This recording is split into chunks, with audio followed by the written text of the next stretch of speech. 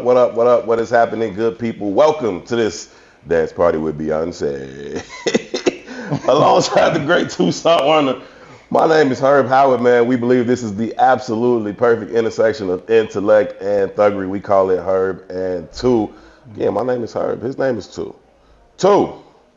What's happening, good brother? What's up, family? How about them Bears? You was at the Bears game, right? You know I was, my brother. And the Bears invent ways to lose football Don't games. they, man? They've been doing it since, like, what, 86? It's pretty much since 86. It's unbelievable, dog. First of all, they didn't deserve to win the game. So they can start there. They didn't deserve to win in the first place. You know, I've been watching, but I've been hearing reports that it's the worst second-half coaching in all of football history. Ain't no point in canceling out the first two quarters. That was pretty bad, too. But they scored a couple touchdowns late, and it seemed like they had came back and stolen this game that they didn't. Like Washington deserved to win either. They both played like shit. Mm-hmm. But the Bears, they had the lead like 40-some seconds ago, took the lead. And, just terrible coaching, terrible execution, immaturity. You got Tyreek Stevenson, good player, young dude, though. The play started. My man is looking. He's got his back turned to the offense. He's talking to the fans like, "Go home, we won." My boy. I didn't. I ain't been watching, so I didn't know none of that. He's bugging. Then he turns around enough time to sprint over there to the ball to the Commanders. He would get fired. He could, but he's too good. He's a really good player, and he's too young to get rid of him. But I would suspend him for a week. But Flus ain't. Flus is gonna let his. I don't know. He's a nice guy. I like Flus.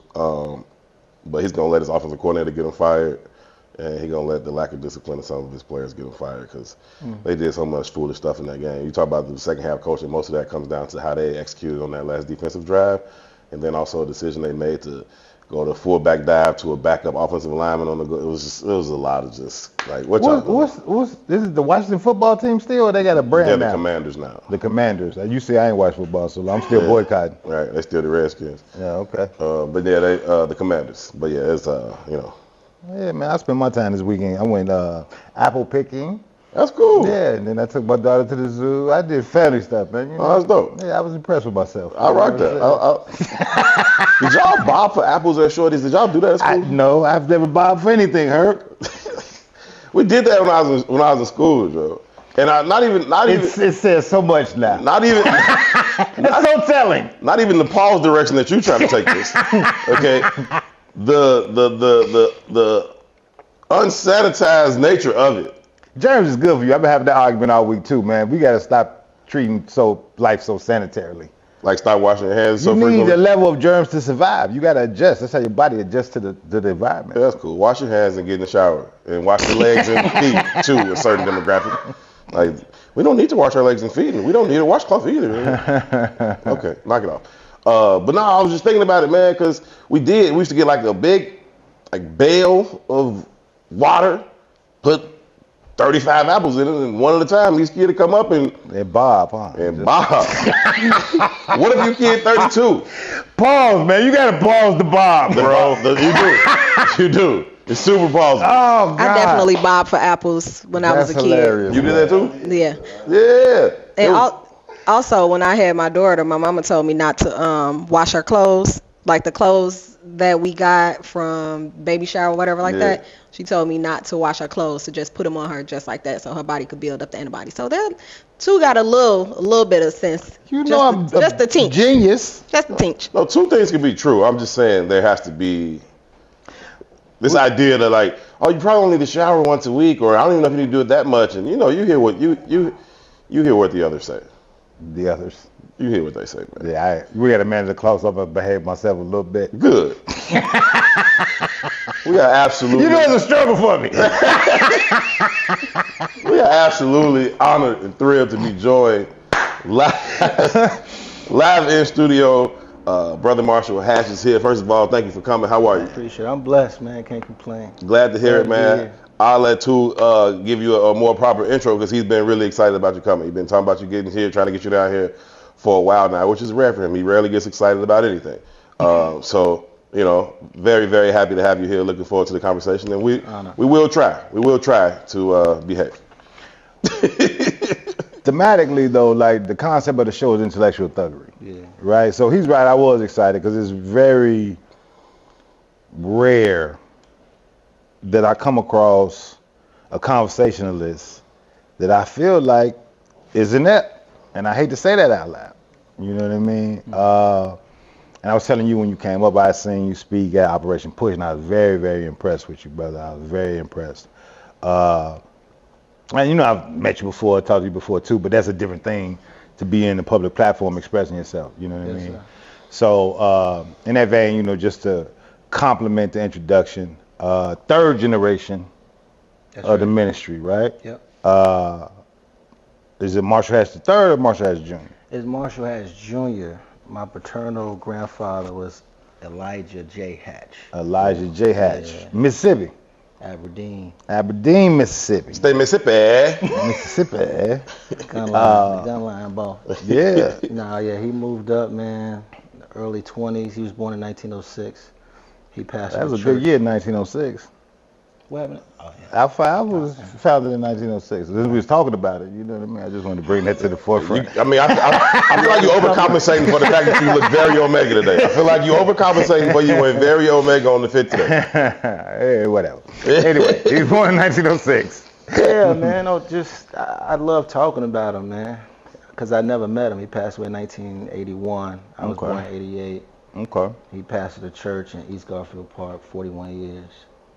And laid the foundation for the whole clan. And Part of that Great Migration then, huh? huge part of the Great Migration. Man, He I was wonder what actually his sent- experience would have been like, bro. That's what I always wonder. Man, when my aunt passed away, she, her name was Joyce, she used to keep all of the family pictures, like the treasure trove. And I remember sitting with the other aunties looking through those, and we found a picture of him. And it was the day he got off the train in Chicago.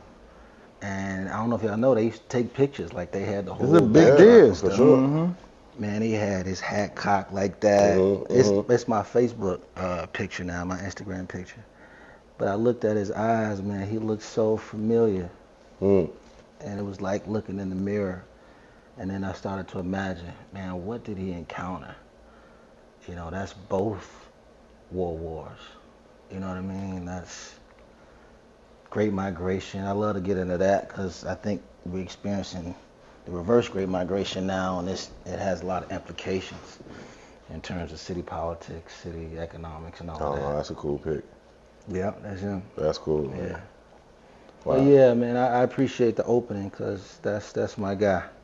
So much so that I got 2 kids. The oldest, she's 5. Her name is Sophia, and the youngest is 8 months. His name is Elijah Jackson Hatch. That's dope, brother. Yeah. My son is named after my father. For that same reason. You know what I mean? I feel like we bury. I'm sorry too. I feel like we bury so much of our history and so much of our knowledge and information. You know, generationally speaking, I feel like we haven't done a good enough job on both ends of the spectrum in terms of passing down and receiving, you know, that history and that lesson. I think it's imperative that we do a better job of it because, you know, shortly thereafter, a generation or two, we act like that didn't happen, that didn't exist, and then you get to, you know, extreme versions of people telling you maybe it didn't happen. You know what I mean? Maybe they burn all those books. You know what I mean? Like, That's a fact. and you know, when you know that you know that you know, can't nobody tell you otherwise. You know what I mean? But we don't necessarily, we're not very intentional about it. And I think we certainly need to. That was great of your auntie to have all of those things so that y'all could refer back to. I think that's really, really important. In my family, we joke about my mom being paparazzi because she's always taking pictures. And most of the time, we're like, "Mom, cool out," like on the photos. But the older you get, you look back and you're glad these things are there. Yeah. I wasn't going to, but I'd probably be remiss if I didn't acknowledge my Aunt Donna, my mom's sister. She passed away last week unexpectedly. Terrible situation. Some of y'all have been rocking with the show for a long time will probably remember her in the comments from some of the live shows. She was just checking in to say what's up and whatever. But she was super, super dope. My family was all together last night, just kind of celebrating her life and legacy. But to that point, there were some of the elders and some of them like just trying to make sure we able to bridge that gap. And I think we need to be more intentional about it. Not only the giving, but the receiving. I'm not saying it's only the older generation's responsibility. It's both. Right. We gotta, meet in the middle on that thing. Yeah. Man, I thought about this a lot, Brother Herb. When I was a teacher at Urban Prep, I was at the Bronzeville campus, and I went in as the college counselor, but charter schools, they kind of sign you up to do everything else. So I taught African American history,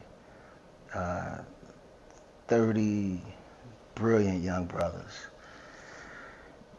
and they were not as passionate as I was. This is like 6 months in, about the history part. So I went to one of the veteran teachers. His name was Jamin Williams. Shout out to you, Jamin. I was like, man, what's going on? He was like, it don't feel good. From their perspective. You know what I mean? Depending on how you teach it, of course. Sure. All the trauma, all of the, that doesn't feel good. So to your point, I think in terms of passing it down and receiving, it's how we tell a story too. Yep. If it weren't for their sacrifices, we wouldn't be here. Can you make that trauma a source of pride? That's it right there. That's it. For me, that's the impact of America in general, though, right? And I struggle with that because the real journey of this life and the real value of it is found through pain. It just is. It's necessary, right? Like, in order for you to grow, you have to experience pain in your body. In order for a rose to break through the concrete, it's experiencing pain or trauma, per se, for a flower. Birth. It's part of the process, right? The healing and the value is found through going through the storm. You got to take on the storm. And I hate that we relate to our history in that capacity. I argue this all the time, right? I say we don't have a culture. I know people push back on me for saying that, right? And I say that we don't have a culture because we don't value a culture. So what we do is we create a new one with every generation. One, we're fucking amazing. But two, because we put so much emphasis on monetization, and because we don't own none of our creations, and because the people who do own the capital don't value it after we've done away with it, we don't value it either. That's bullshit. We the greatest invention this planet's ever seen. Absolutely. And I mean, motherfuckers 1619 on, and I got a lot of respect for Africa, but 1619 on is the greatest invention this planet has ever seen. And it's proven. You know what I mean? It's proven. We was talking a little bit earlier about just our childhood experiences. I remember when Desmond Tutu, I did meet Desmond Tutu, but it wasn't Desmond Tutu. It was actually Mandela. When Mandela got released and he came to Push, and I got a chance to meet Mandela, and that was amazing, dope, right? This 92. I don't remember the year, but whatever the year was, he got released. You know what I mean? He came to Push. Push was one of his first stops. My dad was doing what he do. I was on his hip. You know what I mean? I wanted to be playing basketball. He forced me to go. I didn't care who Mandela was, right? But when you think about contextually, though, right? Everybody on the planet knows what we do. We ain't paying attention to nobody else, right? We influence the entirety of the planet. We do, and I think that our art, all those things that I said was valuable, that it supersedes money, really. Yeah. Right? You can say what you want. King might have been the greatest humanitarian the world's ever known. You can say what you want. Next to Jesus, it's King. And I'm talking about literally. You know what I mean? Minister Farrakhan got 1 million people to show up in one location. I was there. There was 1 million. Who else? The Pope can't do that today. I was there when he did it twice for the second time. You understand what I'm saying? The Pope can't do that. You can't name another human being on this planet who could make a call and 1 million people show up. He did it. Right? We often talk about the arts and the sports part of aspect of our culture. But I'm talking about the thinkers, the thought leaders. We move more than anybody. Can't nobody hold a stick to us in no capacity. But that's all birthed through trauma. Pain. It's all birthed through pain.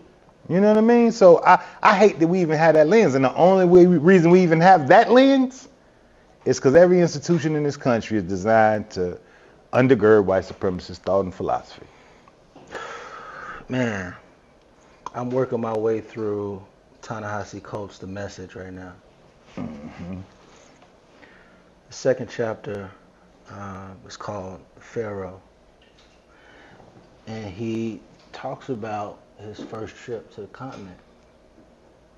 Senegal, right? Senegal, Dakar. It's a brilliant chapter, man. But long story short, he's wrestling with the same question. Mm-hmm. And he imagines, what if we had the same kind of power, military might, economic power, as the state of Israel? Would we act differently? Given that our cultural narrative revolves around 1619. I kind of agree with the premise of that question because I don't know that we would. I got two different perspectives. Look at Liberia. I get it. I got two different perspectives, though. Okay. Post 1976, yeah, we're going to acquiesce. We're going to do what the white man do.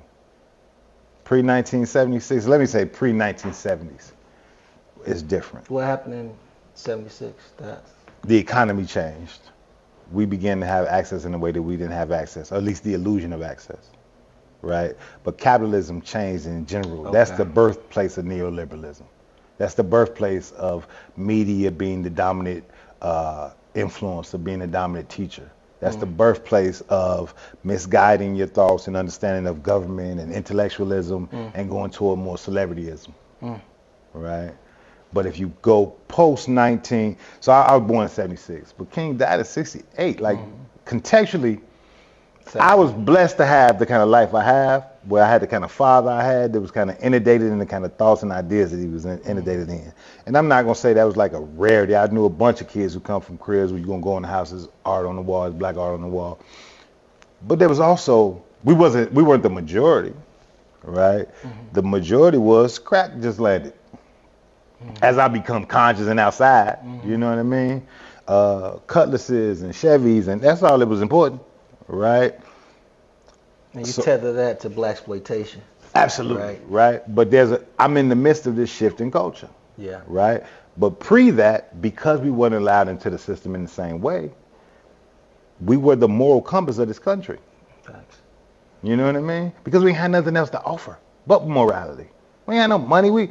It's amazing the kind of conversations we have. Yeah. You know, when 1969, your granddaddy and your mama was a driver and a maid.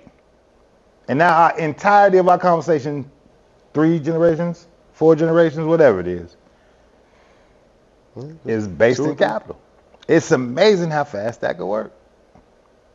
I think that before then, you talk about this illusion of inclusion to economic, access. Before then, all we had was our connectivity. Before then, it was imperative. It wasn't even imperative. It was the only thing, right? It wasn't everything. It was the only thing. And when you get out of that and you start to give people these ideas of grandeur and this, individual path to success and your own thing, and it's no longer this community thing, then it just gets splintered. And a short 2 generations later, it ain't 4 generations. My mama was born in 63. You know what I mean? Like, I'm just saying in regards to like sharing the planet, like. Yeah, no, I feel kids. You, but I'm just saying. But I'm saying like a grandparent, a parent, a grandchild. Yeah, you're right. You know what I'm saying? Like this, and it's like, damn, that fast we go from everything we got is based on community.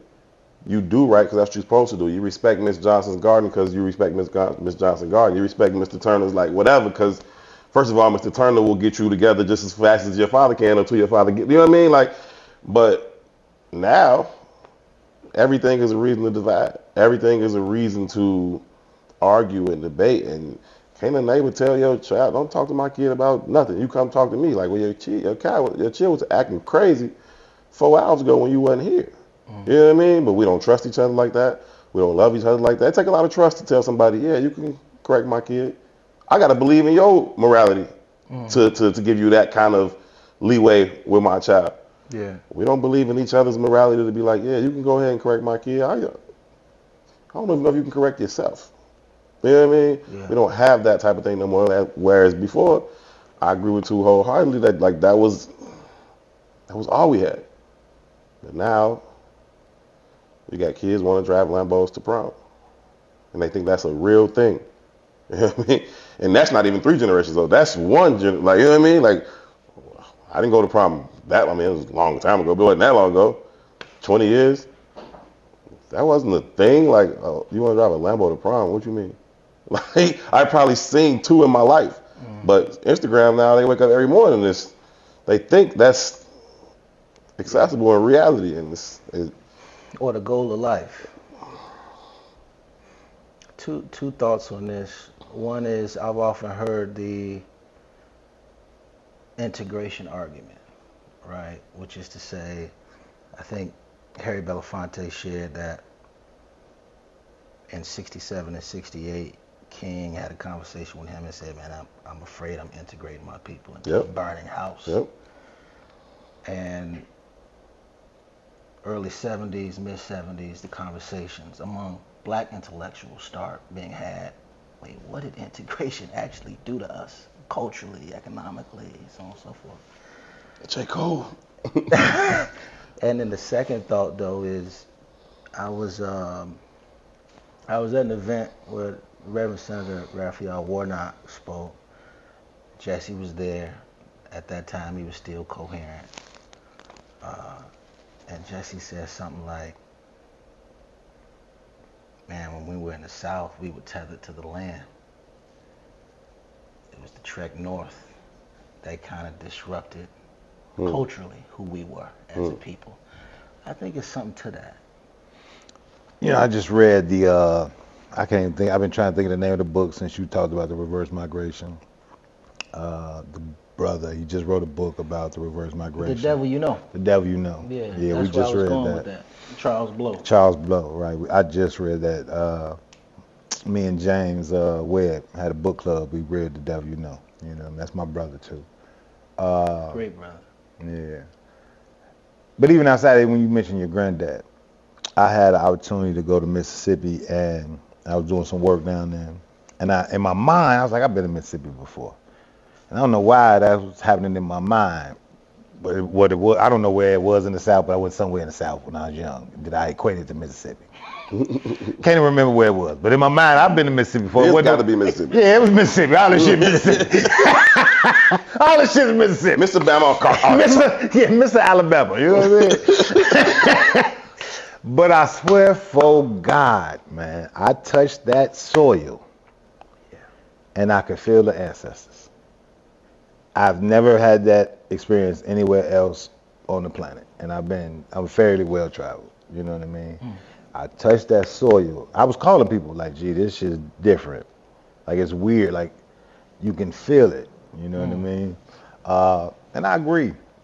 You know, we are tethered to the land. Well, we were tethered to the land. You know what I mean? And we are not tethered to this land. You know what I mean? But that's also part of that economic system changing. You know what I mean? We ain't tethered to shit. We ain't even tethered to that land down there no more. We castaways at this point. Can I say something? Because what you all are talking about is very interesting, because I was listening to Amanda Seales, y'all fave. Absolutely. But she actually was talking about how, you know, folks, everybody, people usually find themselves in specific lands, and then, you know, they kind of claim that land as their home, and that's kind of how they build their culture, right? And she was saying how Africans, you know, removed from their different homes, tribes, you know, sometimes competing tribes, right? And then being placed in America, but we were placed on land, which is how it naturally happens, but we've been placed on land that we can't really benefit from, right? And how that was part of the issue. And then she talked about how, that I thought was a very good point, how pretty much black people is black people haven't had enough time to create kind of like what not necessarily the culture, but like who we are. So because the conversation was that Jews, they stick together, they this, they that, they have a doctrine to follow or whatever the case may be. Mm-hmm. And she said, well, they've had more time. Black people, we're pretty much toddlers, is the way that she framed it. And I thought that was kind of like a perspective that I hadn't really thought of, because if we're talking about 16, 17, right? So 400 some odd years of time to basically be able to I guess, develop a people. Like you just said too, we're the best thing that ever happened. You said the best invention. And that's what made me think of it, because it's like, okay. We're an invention. You know what I mean? So yeah, we are an invention. Yeah, I ain't confused about it. We're an invention. Yeah. Right? So I rock with the premise of what Amanda Seals is saying, but I think the premise itself is flawed. Right? Like if I grant her the premise, I agree with what she's saying. But I think the premise is flawed. In that, I think the biggest issue goes back to what you were just saying, Marshall. When I said J. Cole, I was referring to a line that he has where he says, the good news is, brother, you came a long way. The bad news is, brother, you went the wrong way, right? And I think that's where the premise is flawed on that thing, right? Yeah, they got a head start in this game as they play it, as we've become known to play it. Mm-hmm. What if we just don't play that shit? Mm-hmm. What if I don't like that game? What if that game was never even for me? So yeah, you got a 300, 400 year head start in a race. I don't even want to run this race. Yeah. You know what I mean? I was indoctrinated into this track, and now I'm just on it, thinking that my only purpose in life is to catch up to you who took off 400 years ago. I don't even like this race. That's it right there. And that's why there's no greater spiritual legacy than the African American spiritual tradition. I remember reading an essay James Baldwin wrote, lambasting American Jews. He said they're basically morally bankrupt for what they gave up when they moved to the United States and became white American Jews. Mm-hmm. They gave up this rich moral legacy, and of course they did it at the expense of black folk. But to your point about what does it profit to gain the whole and world lose your and soul. lose the sense of yourself, lose your soul. Yeah. That gives me a different perspective on the Book of Eli, that Denzel movie. The dude, the villain in the film, he didn't care. He couldn't care less. You know what I mean, about that book itself in terms of him believing in it. He wanted to weaponize it. But he knew the power of it. Yeah. You know what I mean? And when you hear you say, I'm like, dang, that's. I told you I'm not really a church guy. I'm a spiritual guy, not a church guy at all. Though. Ooh, I can't wait to debate that. Oh, we can go for it. I'm with it. But I like it. I like it because I'm somewhere in the middle, so I like it. I can't wait. But I got two theories around the Bible itself. Like I don't negate the brilliance of it at all, right? But one, it was the first legitimate form of mass media. Before the Bible, messages didn't travel and people didn't read in mass, right? So it opens the door to manipulation because it is media. It's just what media does, right? I can indoctrinate you into a thought because everybody's thinking it. Yeah. You know what I mean? That's power. Secondly, because of that level of manipulation, it creates the ability to govern in mass, right? So you get out of that slavery, you get out of that the crusades, you get out of that justification of whatever behavior I want to implement. If I, like Denzel, have the book, you know what I mean? That's powerful, right? And I said today, government is the engine that runs business, right? But it's really the engine that formulates life. Yeah. You know what I mean? If we were in some other country, right, the style of dress would be different and nobody would think different of it. You know, all that is governance. Yeah. You know what I mean? The food on the plate would look different and nobody would feel different. All that is governance. I don't disagree right? at all. We say, well, eat a dog, eat a cat. When I was in China, I ate it all and it's delicious. You hear me? But it's not weird because... I don't disagree too, but that's such a powerful movie, bro. I actually saw it like a month ago. Me too. With my 5-year-old, and my wife went home, so she probably would have She would have disagreed because there's a lot of little violence. Yeah. But the end of it is so fascinating, man. It is. Not just the part where you find out he's blind. Mm-mm. He had internalized the book, which meant that it was oral again. I can't debate the movie. I don't know it. I was just saying, I'm listening. It's powerful. You know what I mean? Which is to say, to your point, before the Bible was codified at the Council of Nicaea, before it was even written down, it was an African oral tradition. And that's what the movie lifts up again. In other words, it's one thing to make the Bible out of an idol, which is what I think a lot of white Christian evangelicals do, which is why their Jesus is, not the Jesus of Nazareth, it's the Jesus of Norway. It's a white Jesus. It's another thing to live it out. And I think that's the kind of Christianity that African Americans converted it back to, which is the black church, which is why I disagree with you about this. I understand that there's a difference between institutional church and spirituality. I grant you that point. But when it comes to the African American religious tradition, there is no difference.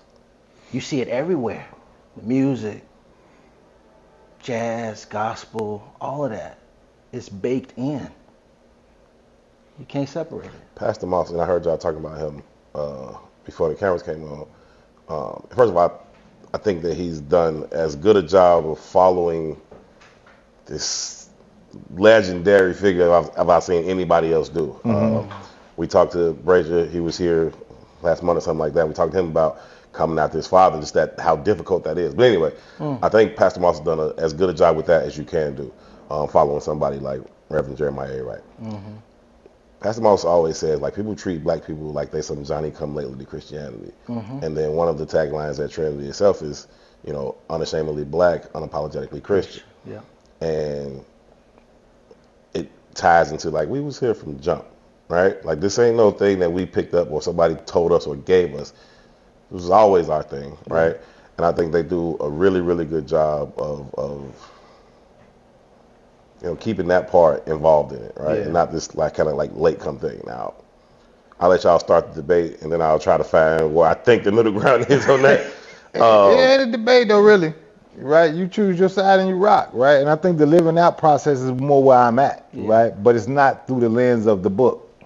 Right. It's through the lens of the universe. You know what I mean? You do good, you get good in return. You know what I mean? We're sent here to make pathways for the next generation, and in order to do that, you got to do good. You got to make some sacrifices. You got to make some decisions. You got to stand on your square without, lack of a better word. You know what I mean? And I'm here for that. I'm here for all that, right? But I think because of the white supremacist institutions which we're ingratiated in a lot of ways. The planet is ingratiated in at this point. In a lot of ways. Corruption is also baked into damn near everything. Right? Yeah. So it's hard to paint with a broad brush and say this what it is.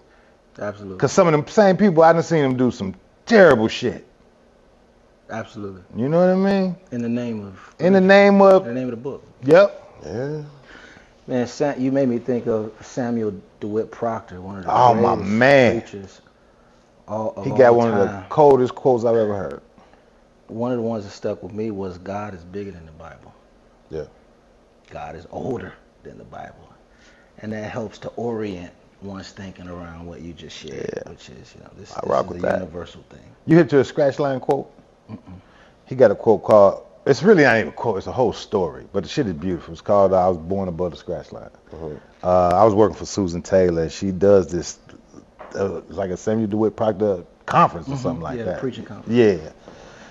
And we had to watch this documentary because we were speaking at the event, right? And he has this thing, man, that he talks about he growing up with his grandmama. And like his grandmama was like, if she wasn't a slave, she was like on the cusp. I ain't trying to be funny. It's some wild shit, right? So he said he grew up in the neighborhood, but had he made whatever her name was, like maybe had a 3rd grade education, if that. But boy, you gonna be everything, right? You gonna learn to read, you gonna da-da-da, and it all through the lens of the church, right? And by the time he was like, I don't know, 3rd grade, let's say, I'm making up a lot of stuff because I don't know the details. he was proficient in reading, he was proficient in math, he was proficient in all these things. Sure. But he was like, my neighbor next door to me couldn't do none of this shit. But he ain't have Hattie Mae. You know what I mean? And he made this story about, again, what I just said, his commitment to those next to him, those behind him, those around him. Because everybody praised him in the community for being this, that, and the third, and everybody kind of shitted on the neighbor. And he recognized that he didn't do none of this shit. Hattie Mae did all this shit. So even though economically we on the same fray, the whole concept is I was born above the scratch line. Sure. Because I had this and I had this. And my neighbor who lived right next door was born so far behind me. Yeah, so he doesn't necessarily, I don't want to call it intangible because I think it is very tangible, but he doesn't mean above the scratch line in that sense of economics or anything like that. Just in the sense that somebody cared enough about me. Somebody loved me. To instill knowledge and information, or at least the will to have knowledge. And the premise of the story was, even though I was getting all this praise, my responsibility is to repay that. Sure. You know what I mean? Sure. And that's just how we supposed to live, man. So I think that for me, right, and I didn't grow up in the church like that. At some point, late teens, I had probably completely lost faith in that. To this day, I'm still not very religious, very spiritual, and I do believe in the church to an extent. But I think for me, the value of it was, to me, it was like a spiritual gas station. You know, like I would go through my week and it's like, ooh, this, you know, Thursday, Friday, Saturday, you just start to feel yourself getting just a little more edgy, a little less patient with stuff. I'm going off a little bit more in traffic. I'm getting a little bit shorter with, you know, people I care about. And it's like, I probably need to get back in the church. And on Sunday, you come out and you're like, whew, all right, cool. I feel better. And I think having other people around, and some of them, to your point, was complete hypocrite, whatever. You know what I mean? You're going to have that in any institution, though. But I think at its best, the church, while it just a building, like, you know, the building ain't church. It's the people, right? But at its best, I think it provides a connection point. It provides this sense of normalcy or routine, or, you know what I mean? Just kind of this place where you can go. And I found myself doing stuff. I joined the men's chorus for a minute. You know what I'm saying? I was going on Wednesdays to Bible studies and stuff like that. And I'm not even a huge believer in these stories. I'm really, really not. I think they're very valuable, and I think, you know, there's a lot to be learned from them. But the fellowship of it all kind of was like this centering place for me at its best. It's just kind of like this centering space for me, and that's kind of where I use it. I need to get back to the church. I really haven't been much since the pandemic, to be honest with you. I need to get my way back. I openly admit I'm tainted, right? And it's not about the church. You know, I read from the book of Neely Fuller, man, and the concept itself of, you know, until you fully understand white supremacy, what it is and how it works, everything you think you understand will only confuse you. You know what I mean? And I operate from that lens in every capacity. Like, what's really happening here? Every time. It's nothing is face value. Sure. Nothing. But look, I know we've been having this conversation about church, but a large part of why I wanted you to come through is because you have what's called the Ma'afa Redemption Project, right? Which I'll let you tell it more, but from my perspective, it's a community anchoring that serves young black men. And it operates in the capacity of anti-violence and workforce development. I mean, we kind of use those frames to translate, but it's a spiritual movement. It started as a ministry of the church, you know, Pilgrim in the neighborhood. So we inherited a huge, like, Irish Catholic space from the Archdiocese in 1993. And with that, I think you've been there, these huge rose windows, right? And in order to make the space a place to call home, over time, we transitioned out a lot of the Eurocentric depictions of Jesus and put in our own. And one of the ones that inspired the Ma'afa Redemption Project is called the Ma'afa Remembrance Window. It's actually the largest iconic display of the Middle Passage in the world. It's of a black messiah whose torso is the Brooke slave ship icon that was produced by a British abolitionist, I believe, in 1789. And then over time, that schematic of the slave ship with tight packed bodies was reified by the Harlem Renaissance, the Black Arts Movement. So much so, Tom Fillins created a picture book in 1995 called The Middle Passage, White Ships, Black Cargo, and in that was the first time anybody had ever conceived of the slave ship as a black man's body. So, long story short, my interaction with that piece, we put that in 2000. I was 12 years old. I've always been drawn to it without fully grasping why. Just staring at it like it's an icon, you know. Every time you gaze at it, it does something to you. Fast forward to 2017, when we had dreamed up the Ma'afa Redemption Project. It was, how do we create a space for these young brothers in the neighborhood to get the word and to feel safe? So housing, workforce development, mental health support, the gamut of social services is what has evolved.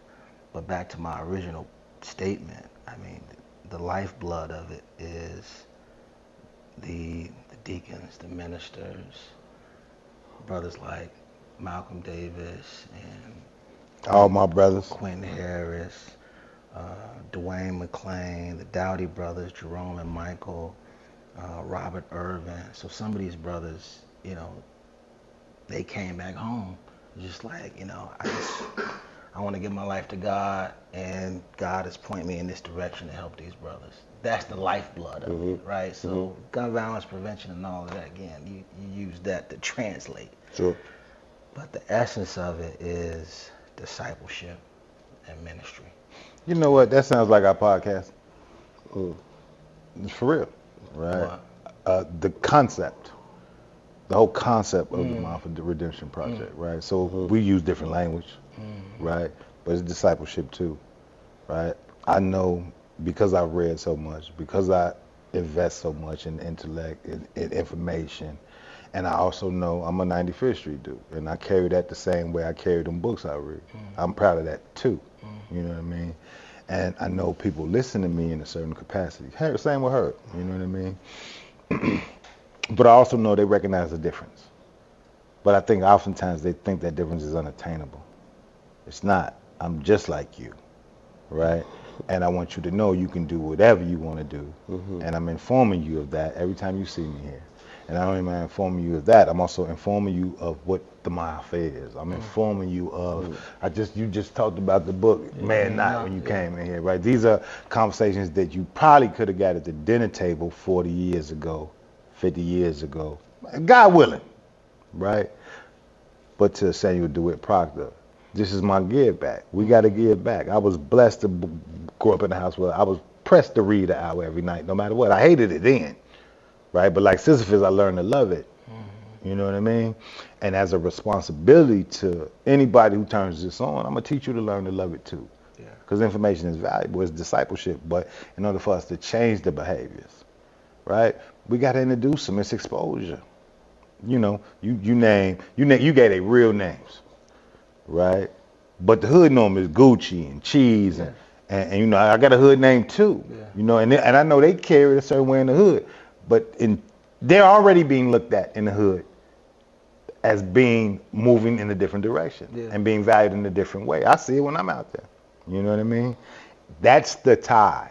That's the bond that creates community. That's right. You know what I mean? And it's necessary, right? And too many of us are not chasing that and chasing the show. That's good. I think that, like, this idea, and it's interesting, you know, hearing you say that, but obviously I agree 1,000%. We've often debated about this idea that I have of meeting people where they are and guiding them to where they should be, right? And two was like, man, the standard has to be the standard, right? And force people to elevate to it. Don't disagree with that necessarily either, but I think that it's important to meet them where they are. I think it's important for them to know, I'm a 95th Street dude. I think it's important for them to know I'm a 71st Street dude. Like, I'm from Old East, and I'm like, whatever. You know what I mean? Like, I feel that way.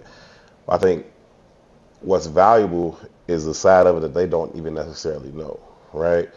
The three of us, you know, through our paths, have earned and gained, or even been given, right, access into spaces that a lot of these people that we speak for and about have not. That's correct. Right? And I think that as important as it is to relate to them when we see them, the work that we do when they don't see us is equally important, right? To show up authentically in some of those spaces as well.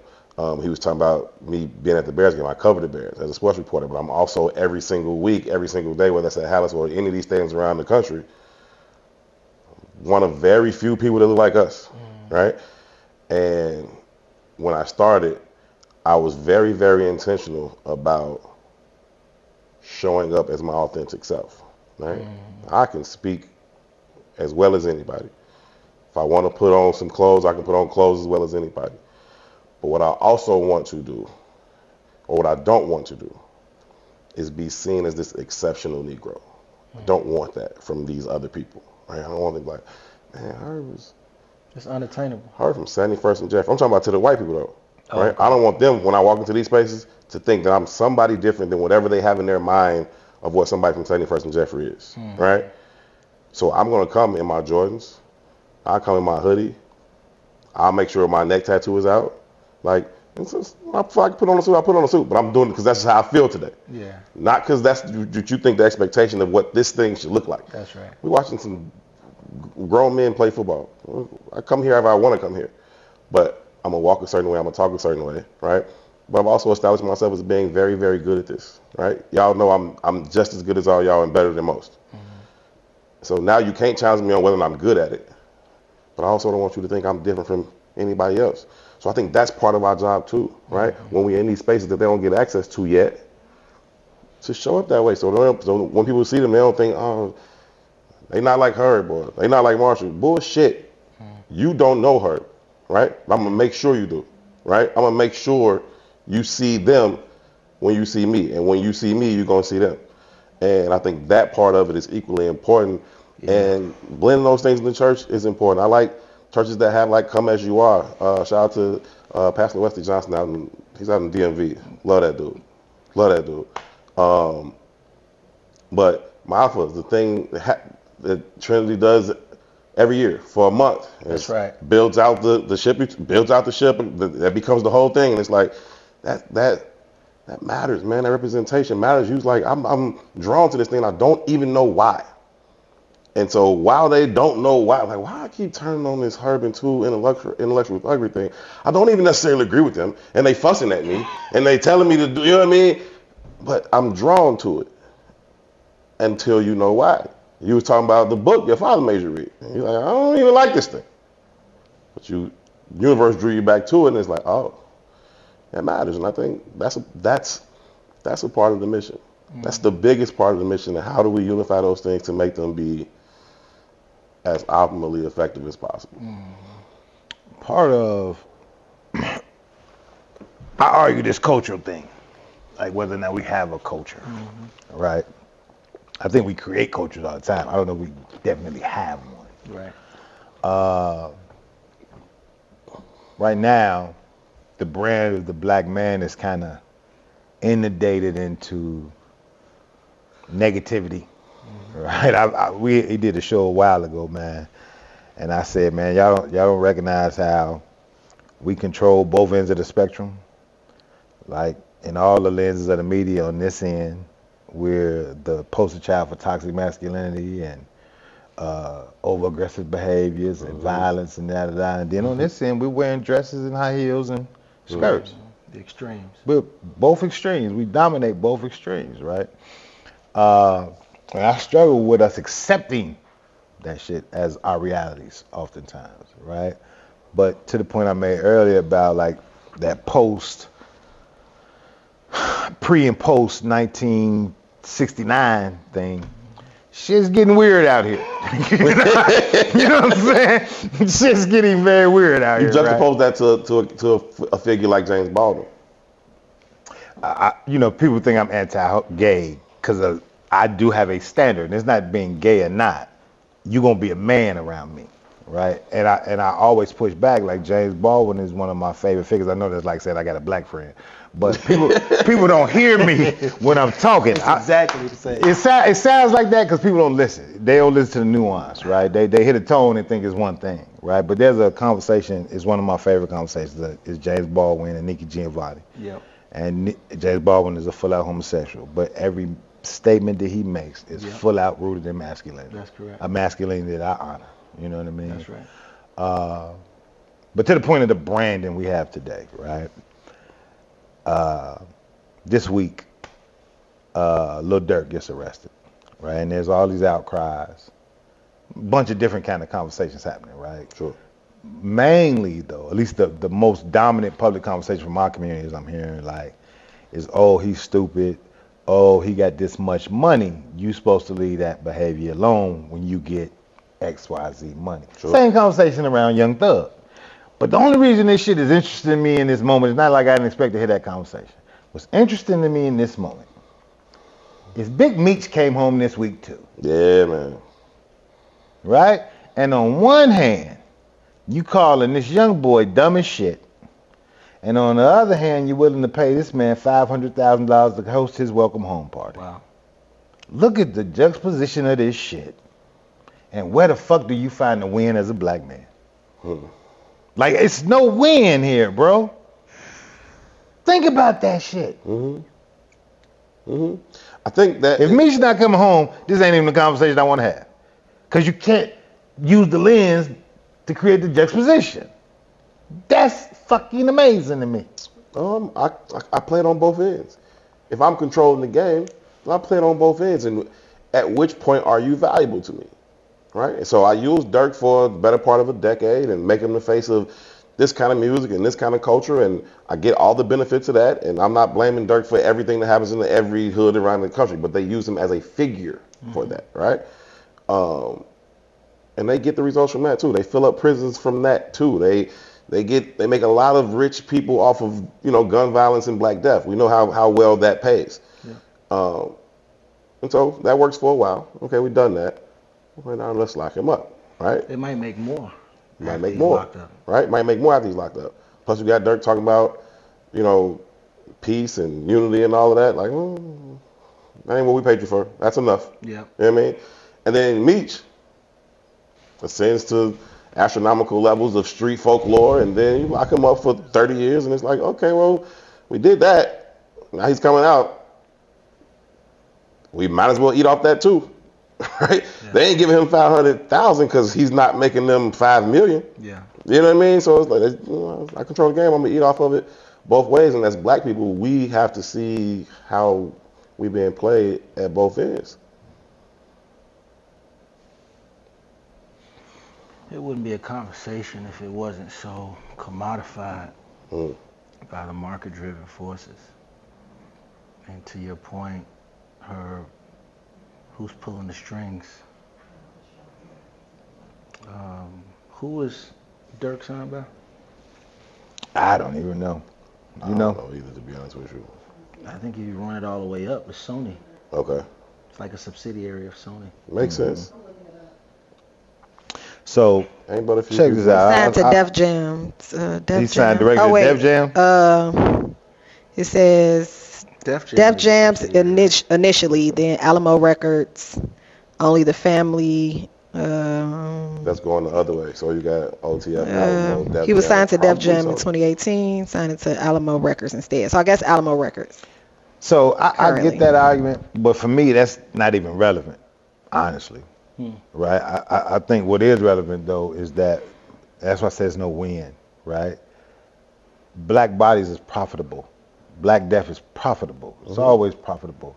But the juxtaposition is that's the only place we're finding value. You know what I mean? So I don't care what program, what family, what system. Inherently, we know we're only valuable dead. Our bodies are... You talked about Ta-Nehisi. You talked about Ta-Nehisi Coates. Right? Between the World and Me is one of the most beautifully written books that has ever been written. And he talks about the value of the black body. Yeah. And that's the only value you've ever had. He uses different levels of how it worked in different time periods, but it's still the black body. And I ran across this today, and it just dawned on me. And it's a post on Instagram from this page called The Business Hacks.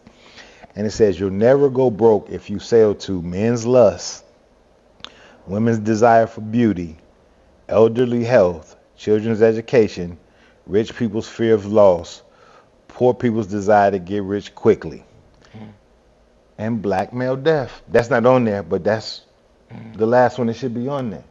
You know what I mean? That's real. And it's just that it was a very interesting juxtaposition. And I know, you doing Martha, us doing Herban too, and it's not just Herban too. These are life. I gotta come see it. I really gotta come to. see it, man. These are life missions, though. These ain't. I don't care what brand you put on them. These are life missions. Question for you: is that why you conclude that there is no culture outside of Black Death? I conclude that there's no culture because we have submitted to white supremacy, right? And it's kind of hard not to, right? In our experience, you know what I mean? Even when we talk about landing in Jamestown in 1619, we have this kind of misconstrued idea that it was, everybody came from one place and we came here. No, man, it wasn't a culture then. It was a hodgepodge of motherfuckers from different tribes, different cultures, we had to figure some shit out. We couldn't even communicate on that boat. That's right. You know what I mean? We was not one group of motherfuckers. That's why we say Africa. Yeah. You know what I mean? That's why we say the whole of Africa, because we wasn't together. You know what I mean? Yeah. So we created something, but everything that we've created since we've been here is in response to white toxicity and trauma and power. Right? So I argue all the time, like, you hip to the ADOS movement? American Descendants of Slaves. Yeah. So a lot of people hear it as a moniker now, but it's a real movement, right? And it's a movement that was started by this woman named Yvette Cornell and Antonio Moore. Antonio Moore is out of LA. Yvette Cornell is out of Atlanta. Okay. Now they did it. The concept grew out of a push to get reparations, a legal push to get reparations based in lineage, right? Where you can, either way. That's valuable. It's very valuable. But what I found most valuable about it is a way to anchor us into a culture, right? American descendants of slaves. That's who we really are, right? People push back against it because the goddamn word slavery. No, that's what it is. But what grew out of that was the rose that grew out of the goddamn concrete. We are fucking beautiful, and I love that beauty.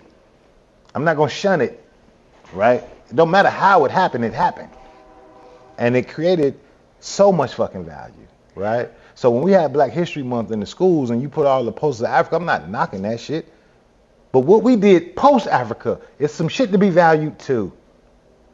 But because we don't value it, we can't anchor ourselves in the shit that's real. Because we're idealizing a life that we ain't never had, a history we really ain't never had. I agree on one level too. I mean,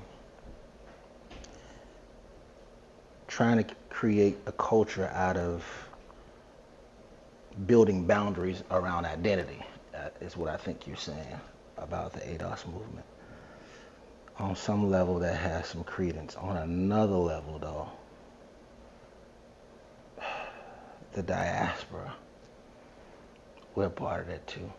I ain't minimizing it. And I just think in terms of African American history, Garvey, Jamaica.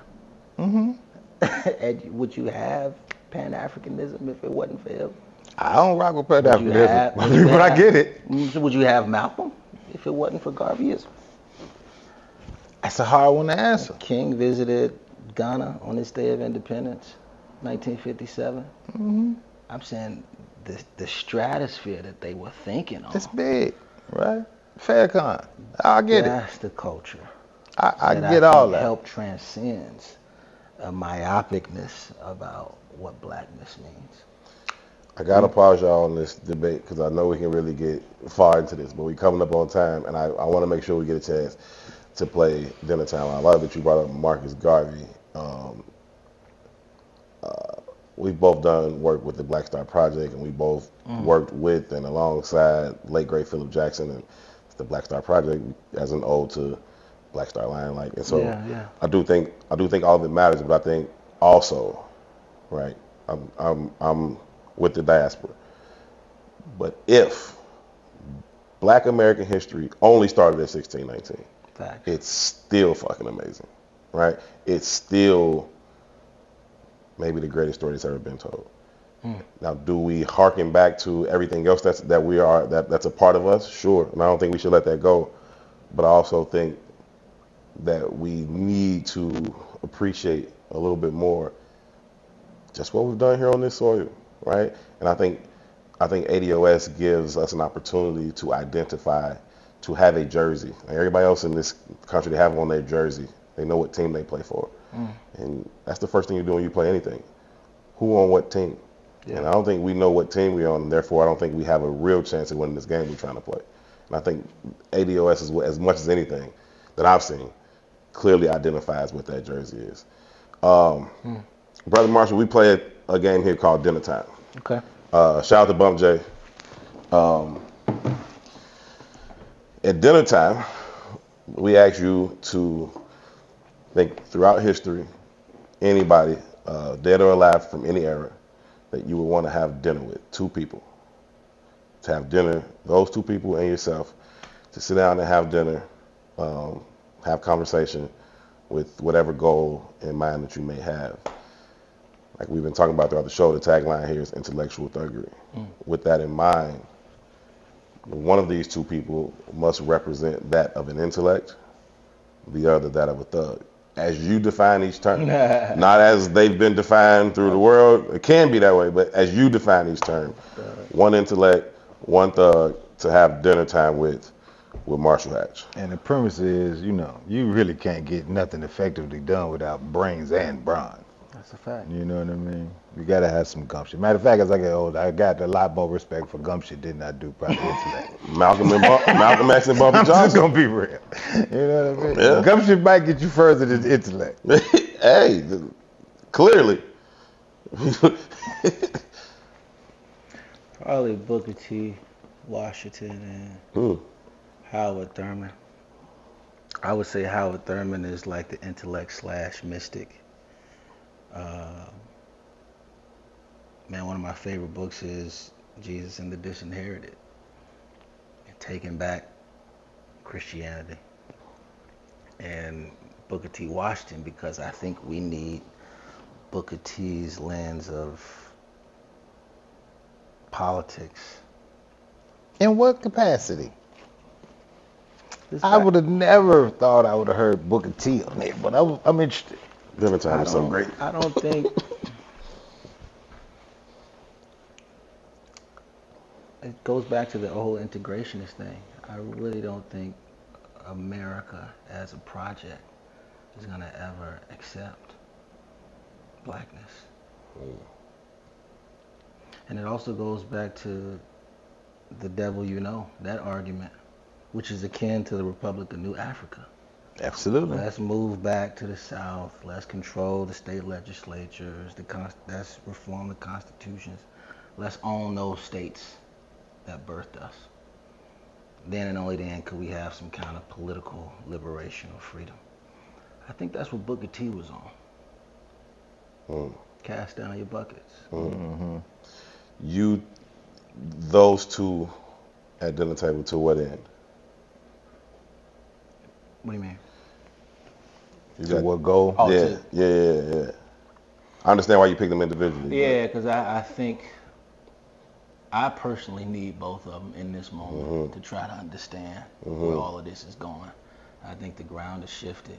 None of us have any clue about what's happening on a global stage. But those 2 could provide some kind of mooring.